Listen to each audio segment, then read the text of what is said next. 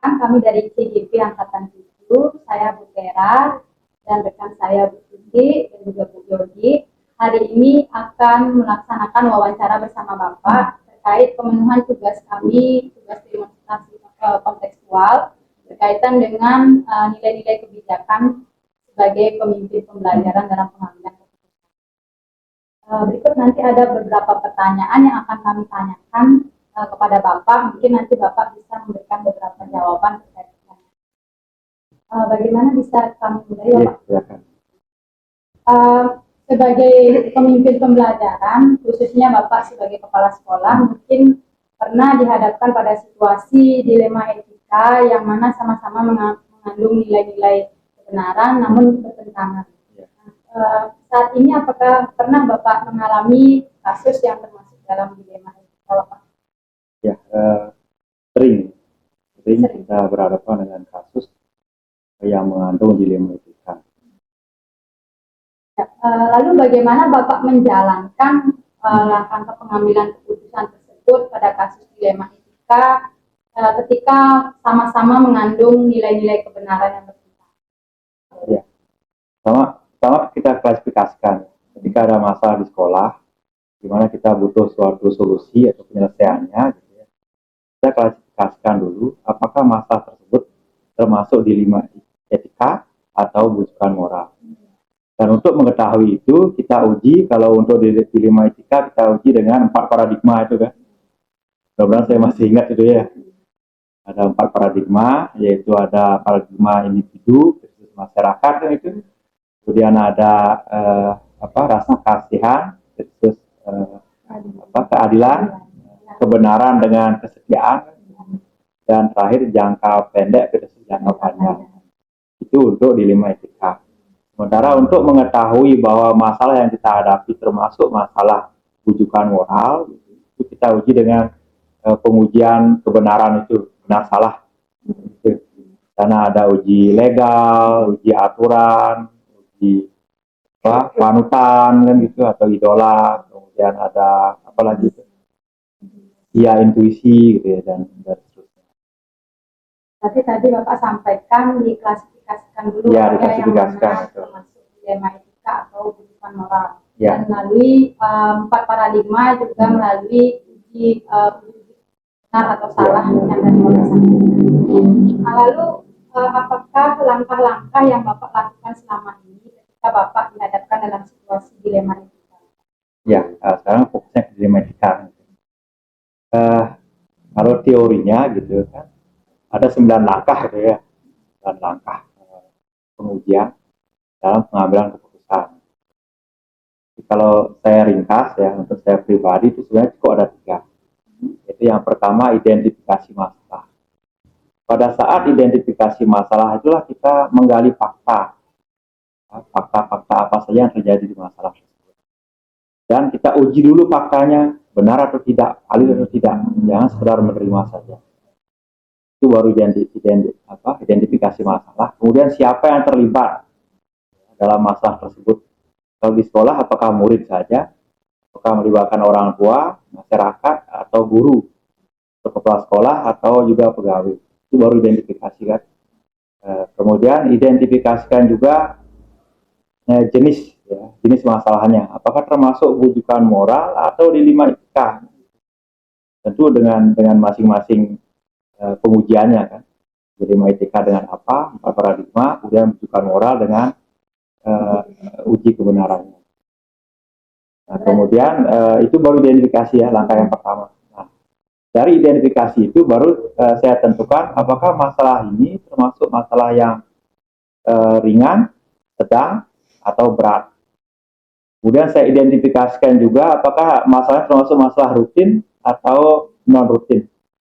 Kalau masalah rutin, biasanya sudah ada solusi rutin.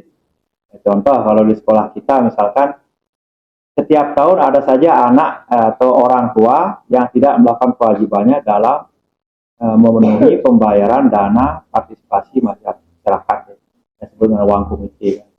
Itu kan dari tahun ke tahun. Dan selalu ada solusi rutinnya juga dengan strategi kita, dan kenyataannya solusi rutin selalu berhasil. Jadi dalam situasi seperti itu kita perlu lama-lama kan mengeksekusi masalah tersebut. Nggak lakukan aja solusi-solusi, kecuali solusi itu yang gagal harus kita gali. Nah itu identifikasi. Setelah identifikasi, ya kalau tadi 9, saya 3 itu baru yang pertama identifikasi. Yang kedua, baru kemudian saya melakukan ngecek ke visi sekolah. Visi sekolah itu apa sih? Dari sana, dari visi itu, baru kemudian saya menggunakan, kalau dalam teori guru penggerak ada 3 prinsip. Ya. Berpikir berdasarkan rasa peduli, care-based thinking, gitu. Kemudian end-based thinking, ya berpikir berdasarkan hasil akhir. Kemudian yang terakhir, berpikir berdasarkan aturan. Berikutnya, kita berusaha mencari jalan tengah. Atau kalau dalam teori guru penggerak itu namanya trilema, jalan tengah dari penyelesaian. Ya, baru mengambil keputusan. Kita ambil keputusan, dan kemudian kita refleksi keputusan tersebut. Harusnya itu ya. Jelas sekali Bapak ya tadi disampaikan dari 9 langkah itu diringkas menjadi cukup jelas dan namun isinya padat ya Pak ya, yang mana yang pertama identifikasi, kemudian cek visi sekolah, dan selanjutnya opsi trilema. Itu langkah-langkah yang Bapak lakukan selama menemukan kasus dilema ini. Ya, mungkin nanti pertanyaan berikutnya dilanjutkan dengan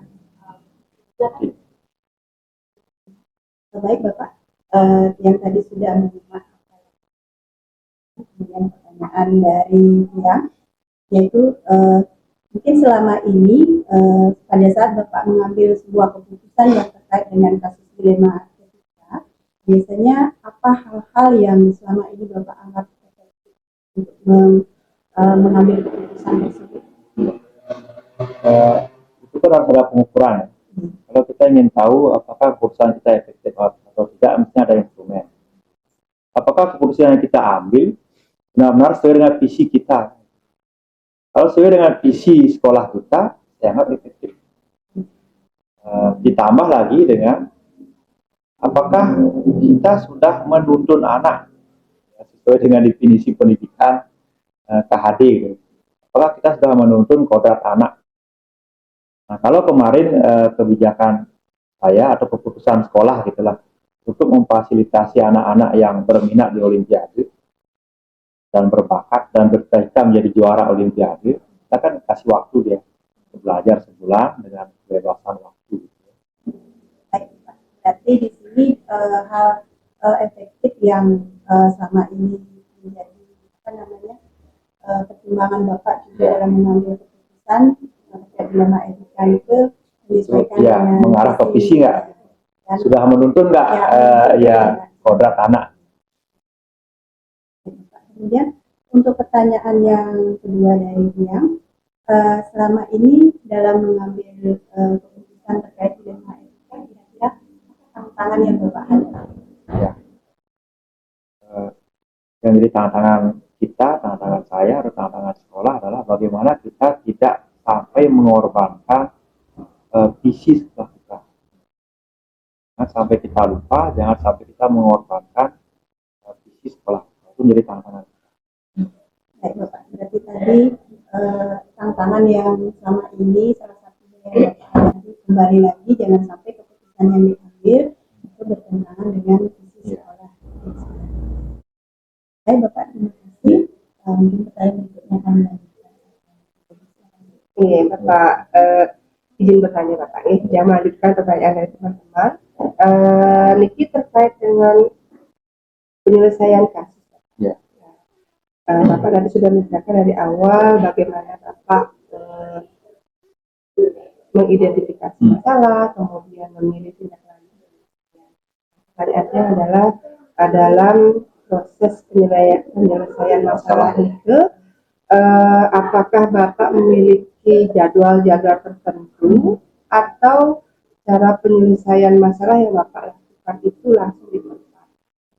Oke, kemudian adakah prosedur ataupun sejenis program, program, prosedur, bentuk yang akan Bapak jalankan dalam membantu penyelesaian? Ya. kembali lagi ke apakah ada jadwal tidak kan itu kan. Tergantung identifikasi masalah kita kan. Tergantung identifikasi masalahnya seperti apa. Kalau masalahnya urgen dan mendesak harus selesaikan saat ini. Kalau masalahnya jangka panjang gitu, ya kita jadwalkan. Kalau masalahnya rutin, itu tinggal comot aja solusi rutinnya seperti apa, sudah berhasil, langsung di tempat bisa selesaikan. Kita langsung ingat, oh masalah ini muncul lagi ya, oh ini kan sudah yang tahun-tahun sebelumnya sudah muncul, tahun lalu diselesaikan dengan cara begini sudah berhasil. Ya udah, kita bisa cepat kan, tidak perlu ada jadwal. Oke. Baik Bapak, jadi ketika Bapak mendapatkan satu masalah nanti berorientasi pada urgen atau tidak. Ya, identifikasi lah dulu. Identifikasi, gitu. Kemudian bersifat jangka panjang, ya, jangka pendek. Ringan, lebar, berat, ya, siapa yang terlibat. Gitu, kan. Benar sekali. Nah, selanjutnya untuk proses penyelesaian tersebut, adakah faktor-faktor mungkin Bapak yang selama ini mempermudah atau membantu Bapak dalam penyelesaian masalah? Versi saya gitu ya, faktor pembantu pengambil keputusan mestinya adalah selalu ingat dengan kembali ke visi. Apapun masalahnya gitu. Jangan sampai lepas dari itu. Tetap gitu. Ini menjadi masalah apa enggak gitu ya. Seperti kemarin ya, kegagalan kita menjadi mana. Saya yakin bagi sebagian warga sekolah itu dianggap tidak masalah. Memang kenapa sih? Memang melanggar aturan kalau kita gagal mengirim anak. Tidak juga. Kalau kita berpikir berdasarkan aturan, kita tidak berhasil mengirim anak atau berhasil terus kalah, tidak ada aturan. Tidak diatur bahwa kita akan ada konsekuensi untuk itu kan tidak ada. Tetapi visi kita jelas ada kompetitifnya. Itu yang membuat kita menjadi apa namanya? Itu jadi masalah sebenarnya gitu. Walaupun bagi sebagian orang itu yang harus selalu membantu kita. Tapi faktor-faktor yang paling mendukung itu lihat lagi ke visi kita. Kita dipandu oleh visi. Okay. Di akhir pertanyaan kita, di akhir pertanyaan dari semua yang telah disampaikan Bapak dari awal, pelajaran apa yang Bapak dapatkan Pak, atau bisa Bapak petik dari pengalaman Bapak dalam menyelesaikan kasus-kasus dilema etika? Ya, gini. Dari banyak kasus gitu ya, ketika saya jadi guru atau jadi kepala sekolah, kadang jadi guru gitu. Dan sekarang dari pengalaman itu, bagaimana kita kata kuncinya mengkolaborasikan. Ya. Jadi kita belajar bagaimana berkolaborasi, terutama dalam skop sekolah ini. Jadi intinya berkolaborasi untuk mencapai visi. Berkolaborasi untuk memenuhi kita ya, kewajiban kita menuntun anak gitu kembali ya, visi sama menuntun gitu ya. Baik Bapak, itu pertanyaan terakhir yang langsung jadi penutup kegiatan hari ini. Terima kasih Bapak sudah memberikan beberapa masukan, jawaban atas pengambilan keputusan yang selama ini dialami. Mudah-mudahan ini menjadi refleksi dan masukan kami ketika kami nanti menjadi pemimpin pembelajaran juga dalam mengambil suatu keputusan yang bersifat dilematis. Akhir kata, kami bertiga mengucapkan terima kasih dan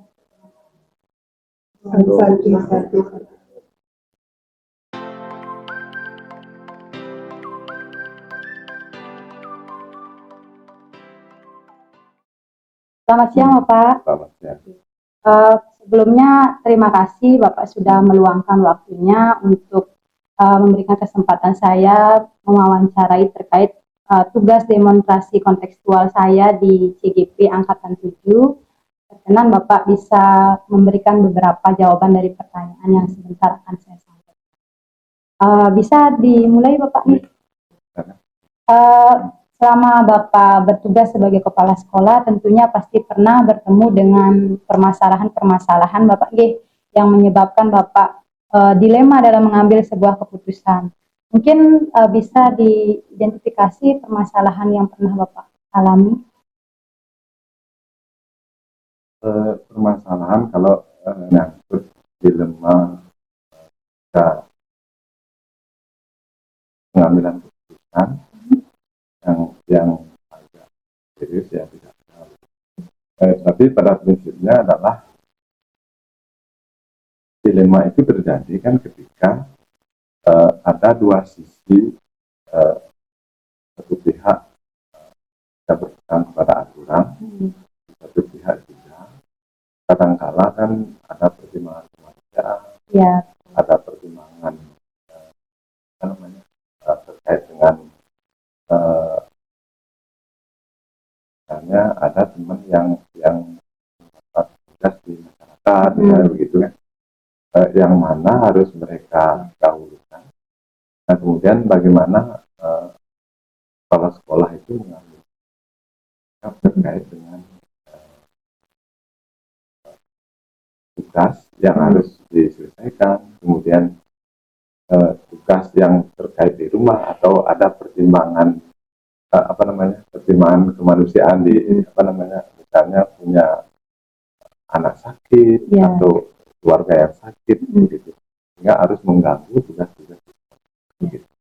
Nah, kurang lebih seperti itu yang selama ini yang pernah alami selama dalam melaksanakan seperti itu. Berarti dilema etika yang pernah Bapak alami itu bagaimana caranya untuk mengambil keputusan ketika dua nilai yang saling bertentangan, Pak ya, nilai dalam hal peraturan dan nilai dalam rasa kasihan gitu.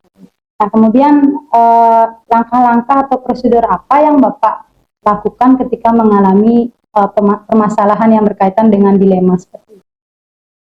Nah dilema yang dimaksudkan begini, sebetulnya dua ada aturan, ada regulasi yang mengatur. Di satu sisi misalnya pertimbangan kemanusiaan. Nah contoh misalnya begini, ketika ada guru atau pegawai yang memiliki anggota keluarga sakit misalnya, yang kalau anggota keluarga sakit itu apalagi posisinya sebagai seorang ibu misalnya, kan pertama harus mengidentifikasi dulu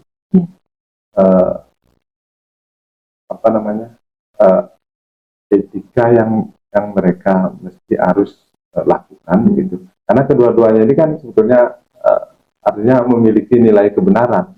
Karena kebenaran itu harus ditimbang-timbang. Ya. Contohkan yang tadi, misalnya anak sakit yang sering harus ditemani. Gitu. Kadang-kadang sudah waktunya melaksanakan tugas, tapi tiba-tiba misalnya dapat informasi anaknya harus diperiksakan misalnya, atau yang jelas disuruh ke rumah misalnya begitu. Nah hal seperti itulah seorang kepala sekolah yang menghadapi posisi yang dilema begitu. Jadi yang mana didahulukan pertimbangan kemanusiaan itu, karena dua-duanya sama mengandung nilai etik yang sama-sama benar. Berarti diidentifikasi dulu ya. Nah kemudian adakah hal-hal yang Bapak anggap efektif dalam pengambilan keputusan yang mungkin bisa mendapatkan solusi yang tepat, tidak merugikan orang lain? Nah kalau kita contohkan yang tadi, ketika kita sudah bisa mengidentifikasi yang mana mesti harus dilakukan dan mencari jalan keluarnya tentunya. Ketika yang jelas kalau tugas dinas, orang abdi, aparatur itu kan aparatur negara itu memang harus mendahulukan tugas dinas. Artinya mendahulukan yang lebih besar, tugas negara itu harus didahulukan. Artinya bukan berarti mengesampingkan kemanusiaan itu, tugas kemanusiaan tidak. Gitu. Tapi yang jelas kalau dari posisi itu kan harus lebih diutamakan tugas dinas.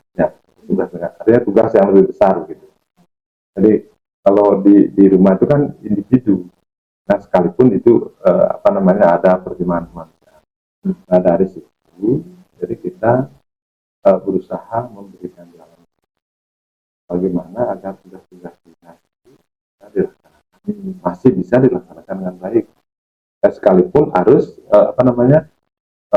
tugas kemanusiaan, tugas kalau tadi dicontohkan misalnya anak sakit harus ditemani itu kan itu memang harus dilakukan juga gitu. Jadi bagaimana memprioritaskan membagi waktu dengan baik sehingga tugas dinas tidak terlalu terganggu oleh karena itu. Seperti itu. Artinya prioritaskan mana yang mungkin lebih baik tanpa merugikan. Kemudian ada tantangan enggak Pak selama Bapak menjadi pemimpin pembelajaran khususnya menjadi kepala sekolah, tantangan yang mungkin muncul ketika mengambil suatu keputusan? Sebetulnya di situ tantangannya. Nah, contoh lain misalnya begini, ada guru atau pegawai yang mendapat tugas di desa adat misalnya, mengambil tugas sebagai pemangku misalnya, atau sebagai desa adat atau pilihan adat gitu kan, yang kadang-kadang tugasnya itu tugas di desa sebagai desa adat atau sebagai pemangku yang berbenturan dengan tugas dinas. Biasanya Pak menyarankan kalau memang dia guru atau pegawai yang bersangkutan sebelumnya menyampaikan atau misalnya apa yang diizinkan karena masyarakat yang meminta untuk menjadi kondisi misalnya begitu kan, biasanya Pak mengasih pertimbangan sedapat mungkin yang tadi kalau tugas negara kemudian tugas di desa yang mana lebih cukupnya yang pertama dia tugas negara. Karena kita abdi negara, jadi lebih ditamakan itu. Gitu. Nah, sedapat mungkin jalan keluarnya adalah kalau memang masih bisa ditangguhkan setelah pensiun. Kalau memang tidak bisa ditangguhkan, kadang-kadang kalau pemangku itu kan kejemput, kadang-kadang kan tidak bisa. Artinya bagaimana mengatur apa ada wakilnya misalnya sehingga tugas dinas bisa terlaksana atau dengan mengatur waktu kalau memang bisa dialihkan ke sore hari misalnya gitu. Jadi seperti itu sehingga yang tugas di DC atau ada di DADI itu bisa berjalan. Disitulah sebetulnya kita dari pihak sekolah, kepala sekolah itu tidak bisa sakut gitu. Kalau misalnya ini harus diutamakan, tidak boleh mengambil tugas, tidak bisa juga begitu.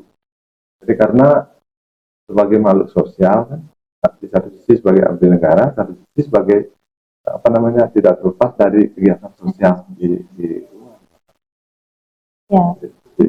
Berarti tantangannya itu ketika dihadapkan pada suatu tugas yang sama-sama penting. Jadi bagaimana individu itu menyikapi begitu Pak yang mana menjadi prioritas. Kemudian ketika Bapak mengambil suatu keputusan. Nah, misal ada permasalahan yang butuh penyelesaian langsung, apa mungkin Bapak menjadwalkan dalam pengambilan keputusan ketika ada kasus? Ya, pastinya iya.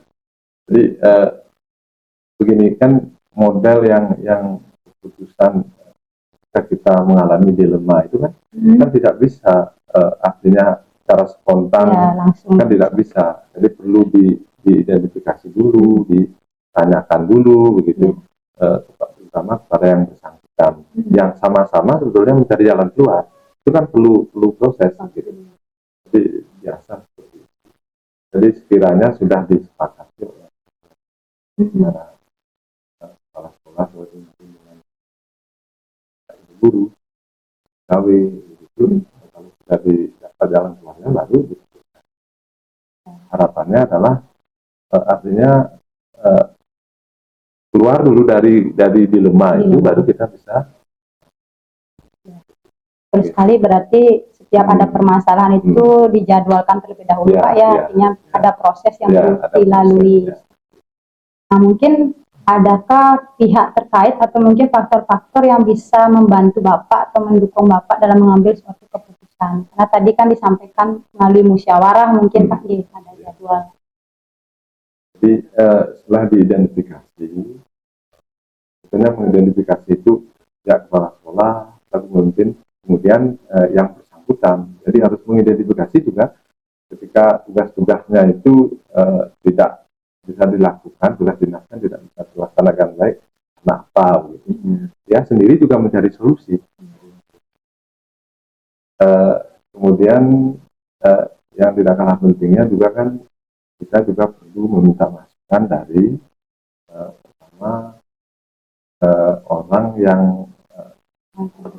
ya orang terdekat kita, kemudian perlu juga mencari referensi pada bahkan pemimpin dari kepala sekolah yang lain yang lebih berpengalaman, karena itu juga cukup bisa memberikan inspirasi, ya, bisa memberikan jalan keluar kalau ada pembanding.